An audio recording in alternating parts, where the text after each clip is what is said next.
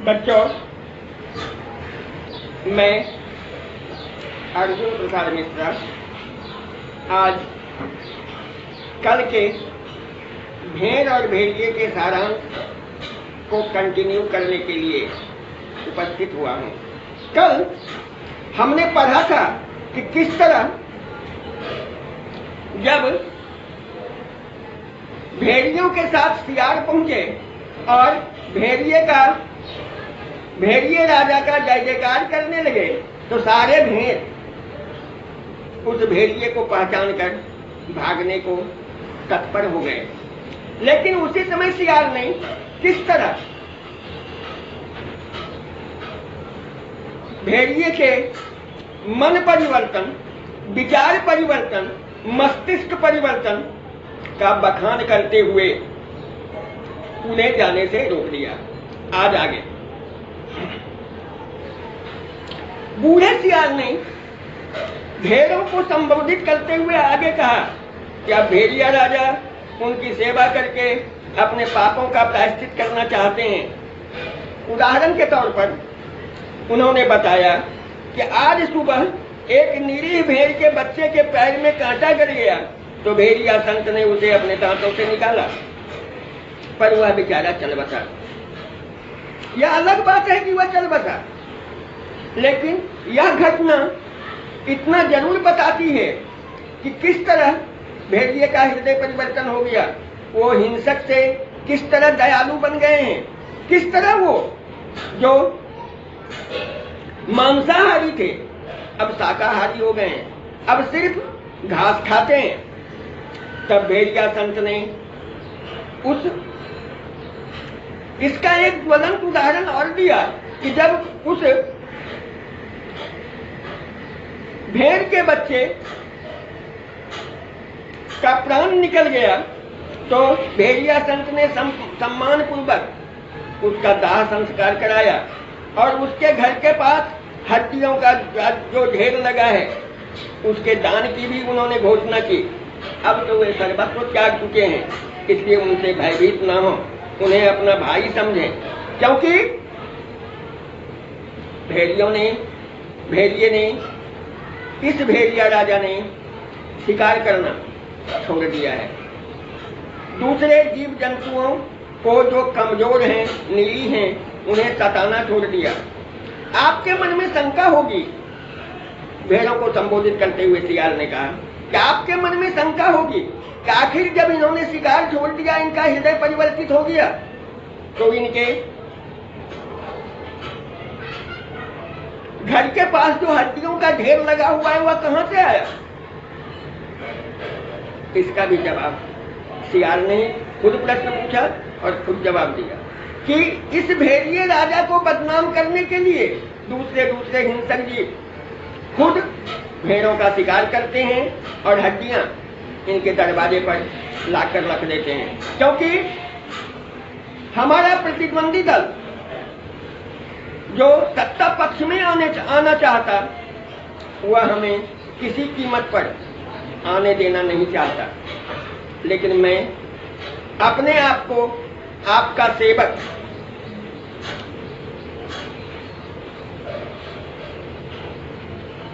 की भूमिका में आया हूं।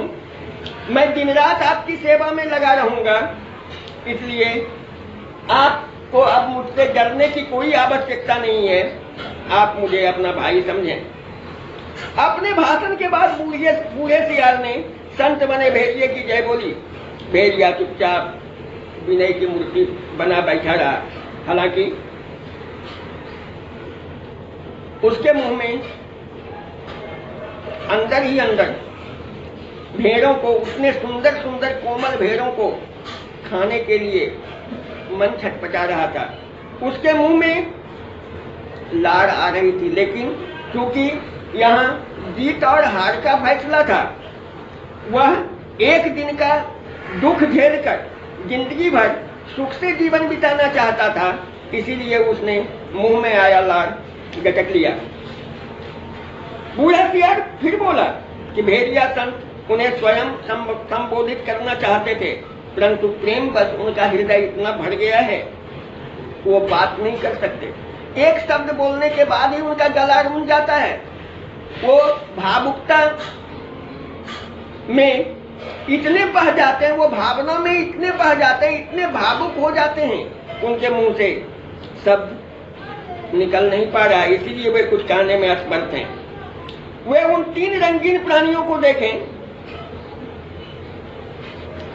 भेड़ों को संबोधित करते हुए कहा कि आप लोग उन 3 रंगीन प्राणियों को देखें, आप शायद उन्हें पहचान ना सकेंगे। पहचानेंगे भी कैसे? ये सब तो स्वर्ग के देवता हैं। ये हमें उपदेश देने के लिए पृथ्वी पर अवतरित हुए हैं। यह जो पीला देख रहे हैं, पीला जानवर देख रहे हैं, ये विचारक और कवि हैं। नीला वाला नेता और पत्रकार है, और हरा वाला धर्मगुरु।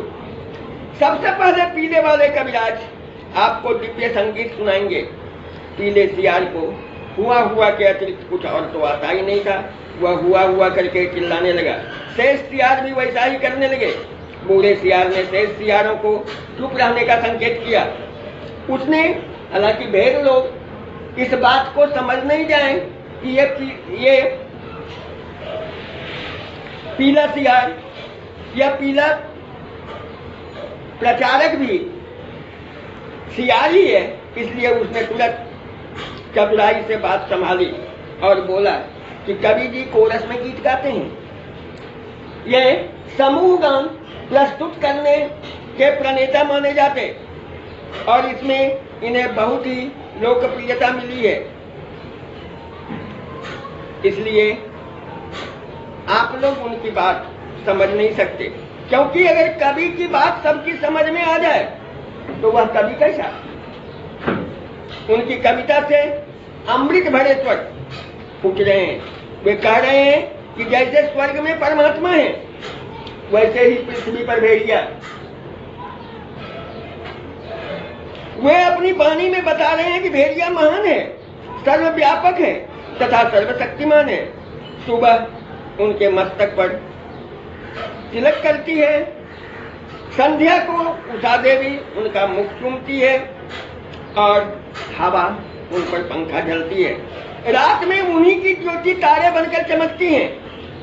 उनके चरणों में नतमस्तक होकर कभी गौरव का अनुभव करते हैं। अब नीले सियार की बारी थी। उसने भी आकर अपने संबोधन में कहा कि निर्बलों की रक्षा बलवान ही कर सकते हैं। उसने बिना किसी भूमिका के स्पष्ट तौर पर मूल बिंदु पर आने का प्रयास किया, और उसने कहा कि निर्बलों की रक्षा बलवान ही कर सकते हैं। भेड़े तो कोमल हैं, उनकी रक्षा बलवान भेड़िए ही कर सकते हैं। भेड़ों को चाहिए वे भेड़ियों को अपने भाई समझें और उनके हाथ में अपने हितों को सुरक्षित समझ निश्चिंत हो जाएं। वे दोनों एक ही जाति के हैं। भेड़ और भेड़िए में कोई अंतर न समझें। बेचारे भेड़िया को तो व्यर्थ ही बदनाम कर दिया गया है। भेड़ों को खाने वाले तो कोई और हैं, लेकिन उनकी हड्डियां भेड़ियों के द्वारा पर फेंक दी जाती है। वे कमजोर हैं, इसलिए वे पंचायत में बोल भी नहीं पाते हैं और न भविष्य में कभी बोल पाएंगे। उनके हितों की रक्षा भेड़िए राजा ही कर सकते हैं। यदि उन पर कोई अन्याय हुआ वे डटकर लड़ेंगे, इसलिए वे अपने हितों की रक्षा के लिए भेड़िए को चुनकर भेजे। उसके बाद बारी धर्मगुरु की थी। हरे रंग के धर्मगुरु ने भी सीधा सा आकर धर्म का प्रचार करते हुए सीधा संबोधन में कहा कि ऐसी धर्म की का नियम है कि धर्म से आस्था रखने वाले लोग जो कुछ इस लोक में त्याग करेंगे वह उस लोक में सुख भोगेगा। जो यहाँ राजा बनाएगा स्वर्ग में वह खुद राजा बनेगा। जो यहाँ हमें जिताने के लिए वोट देगा वह वहाँ स्वर्ग में वोट पाएगा। इसलिए सब मिलकर भेड़िए को वोट दे दें। भेड़िए राजादानी हैं, परोपकारी हैं तथा संत हैं। और इस तरह सबों ने उन तीनों रंगे हुए सियारों के बहकावे में आकर भेड़िए के पक्ष में ही मतदान कर दिया। लेखक ने यहाँ पर अपने विचार रखे हैं कि यह एक भेड़िए की कथा नहीं, यह सब भेड़ियों की कथा है। सब जगह वैसा ही प्रचार हुआ और भेड़ों को विश्वास हो गया कि भेड़िए से बड़ा उनका शुभचिंतक था, हित रक्षक कोई नहीं है। और जब पंचायत का चुनाव हुआ तो भेड़ों ने अपनी रक्षा के लिए भेड़ियों को चुना। पंचायत में भेड़ों की रक्षा के लिए भेड़िए प्रतिनिधि बनकर गए। लेकिन परिणाम क्या हुआ, यह भी लेखक ने बताया, जो आज के समसामयिक परिस्थिति के लिए बिल्कुल ही उपयुक्त है। पंचायत में भेड़ियों ने भेड़ों की भलाई के लिए पहला कानून बनाया कि हर भेड़िए को नाश्ते में भेड़ का एक मुलायम बच्चा दिया जाए। दोपहर के भोजन में एक पूरी भेड़ तथा शाम को स्वास्थ्य की दृष्टि से अधिक नहीं खाना चाहिए, इसलिए केवल आधी भेड़ दी जाए। और इस तरह स्पष्ट हो जाता है कि किस तरह भेड़ और भेड़ियों की कहानी आज के प्रजातंत्र के समर्थकों, राजनेताओं और जनता के लिए दर्पण दिखाने योग्य है, जिसमें वो खुद अपना चेहरा देखकर यह निश्चय करें कि हमें मत देते समय किसी भी प्रलोभन या किसी के भी बात का आंख बंद करके विश्वास नहीं करना चाहिए, नहीं तो उनकी भी हालत उसी भेड़ और भेड़िए की तरह होगी। अतः हमें इस बात का पूरा ध्यान रखना चाहिए। कहानीकार का उद्देश्य इस कहानी में सिर्फ इतना है कि हमारे देश के उस लोकतांत्रिक प्रणाली पर तीखा व्यंग कसना है जिसमें होने वाले चुनाव में सीधी साधी एवं भोली भाली जनता का शोषण करने वाले सत्ताधारी शासक ही विजयी होते हैं, क्योंकि उनकी छत्र छाया में अपने स्वार्थों की पूर्ति करने वाले चापलूस नेता उनका झूठा प्रचार करते हैं और उस झूठे प्रचार के, उस झूठी वाहवाही के लोभ में हमारी भोली भाली जनता फंस जाती है और गलत आदमी का चयन कर अपने आप को शोषण करने का, जैसा कि मैंने पहले ही बताया था कि भेड़े और भेड़िए नामक व्यंग लेख श्री हरिशंकर परसाई जी द्वारा प्रतीकात्मक शैली में लिखा गया है। अब हम थोड़ा सा उसके शीर्षक की सार्थकता पर जाने, उसके इस शीर्षक की सार्थकता पर विचार करें कि क्या इस तरह की कहानी का शीर्षक सिर्फ भेड़े और भेड़िया ही होना चाहिए या कोई और। जैसा कि हम जानते हैं कि किसी भी कहानी का शीर्षक चुनने के लिए हम 3 बातों पर विशेष ध्यान देते हैं। पहला, शीर्षक छोटा हो। तो भेड़ और भेड़िया बिल्कुल ही 3 शब्दों का शीर्षक है। दूसरा जो शर्त है वह यह है कि इस शीर्षक के द्वारा कहानी में घटित घटनाओं का संदेश मिलता हो। और इसमें भी वही हुआ है, क्योंकि इसमें भेड़ उस भोली भाली जनता का प्रतीक है जो चुनाव के अवसर पर किए गए मिथ्या प्रचार से प्रभावित होकर उन लोगों को वोट कर विजयी बना देती है जो वास्तव में उनके शोषक होते हैं। यानी हम भावना के वशीभूत होकर, प्रलोभन के वशीभूत होकर जातिवाद या संप्रदायवाद के नाम पर दिग्भ्रमित होकर अथवा किसी के बाहुबल, किसी के शक्ति सामर्थ्य या किसी के भय से हम उसके शोषण के शिकार होने के लिए स्वयं अपने आप को प्रस्तुत कर देते हैं। हम यह भी जानते हैं कि ऐसे शोषण करने वाले सत्ताधारी शासक की छत्र छाया में अपने स्वार्थों की पूर्ति करने वाले अनेक चापलूस नेता होते हैं और उनका झूठा प्रचार करते हैं। भेड़िया उस साधन संपन्न शोषक वर्ग का प्रतीक है जो कुछ लोगों को प्रलोभन दिखाकर उनसे चुनाव में मिथ्या प्रचार करवाता, क्योंकि वह जानता है कि यहाँ की गरीब भोली भाली जनता उस भेड़ की तरह है जिसे कभी भी किसी भी समय दिवा स्वप्न दिखाकर अपने बस में किया जा सकता है। और जब एक बार वह उसके हाथ में सत्ता पक्ष आ जाता, सत्ता पक्ष का संचालन आ जाता, तब वह बिल्कुल ही अपना रंग बदल देता है उस रंगे हुए सियार की तरह, और फिर वह जनता के पास 5 साल के बाद ही अपने पक्ष में मत मांगने के लिए आता। वह यह जानता है कि अगर हम किए गए वायदों को पूरा कर दिए तो दूसरे बार फिर क्या वायदा करेंगे, और शायद 5 साल में भोली भाली जनता भी उन बातों को भूल जाती है कि हमारे राजनेता ने जिस समय वोट की जरूरत होती है उस समय आते हैं और क्या क्या वादे करते हैं। अतः हमें उन बातों का ध्यान रखना चाहिए और यह हमेशा ध्यान में रखना चाहिए कि विजय प्राप्त करने के बाद भोली भाली जनता का वे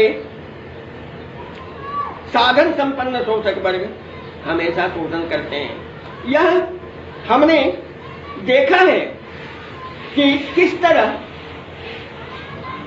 ऐसे राजनेता जो अपनी सारी संपत्ति मतदान के समय स्वाहा कर देते हैं, लेकिन 5 साल में ही जो लाखपति हैं या जो खाकपति हैं वे लाखपति बन जाते, जो लाखपति हैं वो करोड़पति बन जाते, और जो करोड़पति होते हैं वो अरबपति बन जाते। और उसके सामने फिर वह जनता के साथ वे उस तरह का व्यवहार करने लगते हैं जैसे इनसे उन्हें फिर कभी काम नहीं हो। यानी 5 साल के बाद जब वो आएंगे तब तक जनता उनके कारनामों को भूल चुकी होगी। अतः लेखक ने स्पष्ट तौर पर यह शिक्षा देने का प्रयास किया है कि हमें प्रलोभन के वशीभूत होकर नहीं, बल्कि मनुष्य के गुणों की, ईमानदारी की पहचान करके उसे मत देना चाहिए। भारतीय राजनीति की एक विकट समस्या है कि यहाँ